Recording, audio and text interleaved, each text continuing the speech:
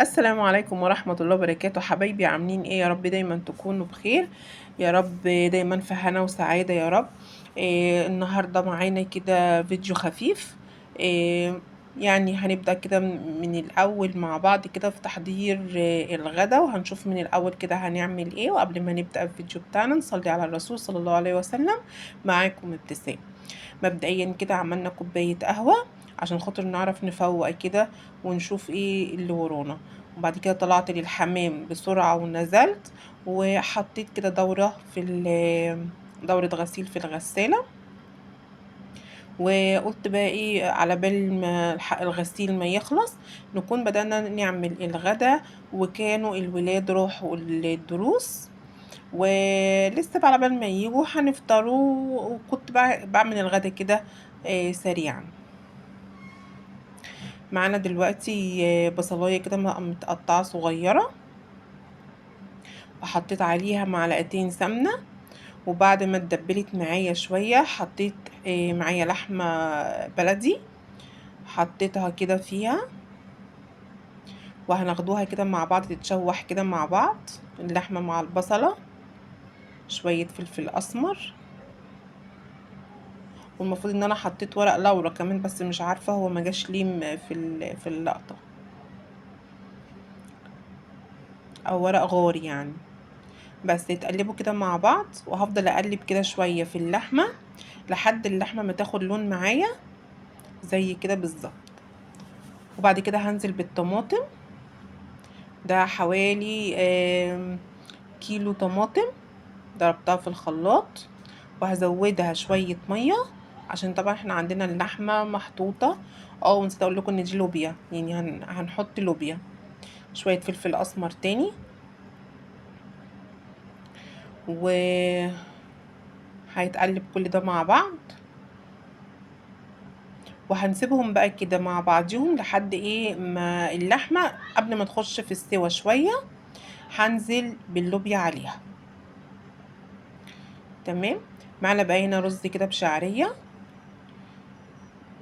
حطيت برضو معلقتين سمنه. ومعايا قد مثلا نص كوبايه شعريه، هتتقلب كويس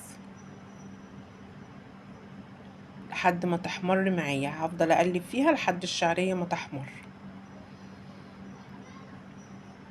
المفروض ان الشعريه اتحمرت وحطيت الرز، بس انا مش عارفه اللقطه برضو ما جاتش ليه، معلش سامحوني بقى النهارده. بس ادي الرز اهوت، خلاص هو قرب يدخل في السوا، هو لسه كده ما استواش. تمام. وهنا خلاص اللحمه كانت قربت تستوي برضو معايا. الطريقة دي انا بحبها في الطبيخ قوي، لما بحب اعمل اي خضار باللحمة بعملها بالطريقة دي على طول، سواء بامية سواء لوبيا سواء فاصوليا او بسلة. بحب اعمل احب اعملها بالطريقة دي بصراحة، بتبقى جميلة قوي واللحمة ما بتاخدش سوا على النار، بتبقى بتدي طعم كده تاني للاكل بصراحة. واللحمة ما مش بتقعد كتير معايا، مش بتاخد سوا طويل قوي معايا على النار. وخلاص كده نزلت باللوبيا، وهحط بقى كده قد نص معلقة تومة كبيرة، وتتقلب بقى مع بعض. لو عندك هريسة فلفل تقدري تحطي منها شوية، بس انا عشان خاطر مرضتش احط اي حاجة حامية، فانا استكفيت بكده ان ما كانش عندي فلفل اصلا، فقلت خلاص كفاية ايه.